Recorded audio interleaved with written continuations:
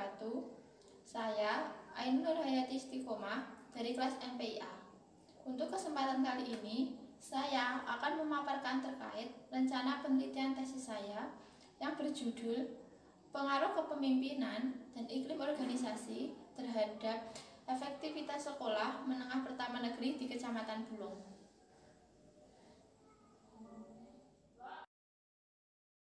Pembahasan yang pertama terkait masalah penelitian. Peningkatan mutu pendidikan itu salah satunya dapat dilakukan dengan penerapan sekolah yang efektif. Menurut Eri Yunese, sekolah efektif itu diarahkan untuk peningkatan mutu pendidikan. Hal senada juga disampaikan oleh Aan Komariah dan Cepi Triatna yang menyatakan bahwa sekolah efektif itu merupakan solusi dalam peningkatan mutu dalam lembaga pendidikan. Tetapi tidak dapat dipungkiri bahwa masalah terkait efektivitas sekolah itu masih banyak terjadi. Berdasarkan wawancara saya dengan kepala sekolah dan beberapa guru sekolah menengah pertama negeri di Kecamatan Bulong, masalah terkait efektivitas sekolah itu yaitu yang pertama, kurangnya kompetensi yang dimiliki oleh kepala sekolah. Yang kedua, rumusan tujuan sekolah yang kurang berorientasi pada visi sekolah, tata tertib sekolah yang sering dilanggar oleh peserta didik, dan juga kurangnya pertemuan antara orang tua siswa dengan pihak sekolah. Berdasarkan masalah tersebut, penelitian yang dilakukan oleh Weber dalam Supardi itu mengatakan bahwa ada banyak faktor yang mempengaruhi terhadap efektivitas sekolah. Yang pertama, faktor kepemimpinan yang kuat. Yang kedua, faktor harapan yang tinggi terhadap prestasi belajar siswa. Yang ketiga, faktor iklim sekolah yang kondusif. Dan juga yang keempat, faktor penekanan pada keterampilan membaca siswa. Dari beberapa faktor yang mempengaruhi efektivitas sekolah tersebut, ada dua faktor yang menurut saya itu menarik dan perlu penelitian yang lebih dalam, yaitu faktor kepemimpinan dan juga faktor iklim organisasi, di mana dalam sekolah efektif itu diperlukan suatu kepemimpinan kepala sekolah yang efektif pula dan didukung oleh iklim sekolah yang kondusif, sehingga akan menciptakan kondisi belajar yang aman, tertib, dan dapat mencapai tujuan yang sudah ditetapkan sebelumnya. Pembahasan yang kedua terkait teori dalam penelitian ini. Teori yang saya gunakan adalah teori yang berkaitan dengan efektivitas sekolah. Sekolah efektif adalah sekolah yang mampu mencapai tujuan yang sudah ditetapkan. Menurut Supardi, sekolah efektif adalah sekolah yang dapat memperdayakan semua komponen yang ada dalam sekolah, baik komponen internal maupun komponen eksternal.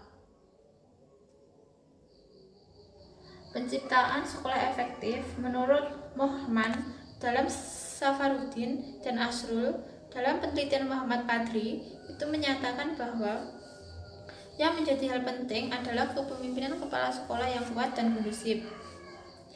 Hal ini berarti bahwa kepemimpinan kepala sekolah memiliki peran yang sangat penting dalam mengembangkan maupun penciptaan sekolah yang efektif. Peran kepala sekolah tidak hanya sebagai pemimpin, melainkan juga sebagai manajer dan juga pengajaran. Dalam sekolah efektif, kepala sekolah harus tegas, terbuka, dan diikuti oleh pendidik, tenaga pendidik, serta peserta didik. Dari aspek sekolah efektif, kepala sekolah harus melaksanakan organisasi yang modern dengan karakteristik keterbukaan, demokratis, dan dapat dipertanggungjawabkan. Selain kepemimpinan kepala sekolah, iklim organisasi sekolah juga berpengaruh terhadap efektivitas sekolah. Dalam sekolah efektif, iklim yang kondusif diperhatikan pada aspek penciptaan dan pemeliharaan belajar yang ditandai dengan terciptanya lingkungan belajar yang aman, tertib, dan nyaman, sehingga proses pembelajaran dapat berlangsung dengan baik sesuai tujuan yang diinginkan. Hal ini berarti bahwa iklim sekolah merupakan suatu hal yang penting dalam pembentukan sekolah efektif, yang menggambarkan terkait kondisi yang harmonis antara kepala sekolah dengan warga sekolah.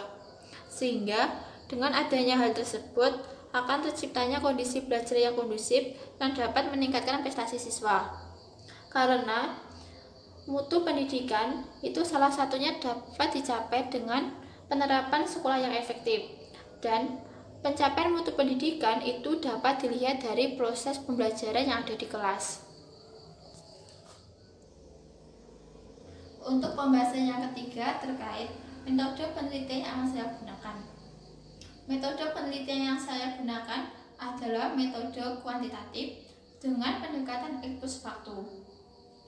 Untuk populasi dalam penelitian yaitu seluruh guru sekolah menengah pertama negeri yang ada di Kecamatan Bulung itu berjumlah 83 guru.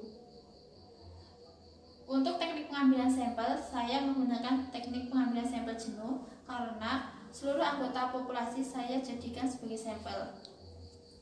Untuk teknik pengumpulan data, saya menggunakan wawancara dan juga angket. Itu tadi yang dapat saya sampaikan terkait rencana penelitian tesis saya. Jika ada kurang lebihnya saya mohon maaf. Akhirnya, wassalamualaikum warahmatullahi wabarakatuh.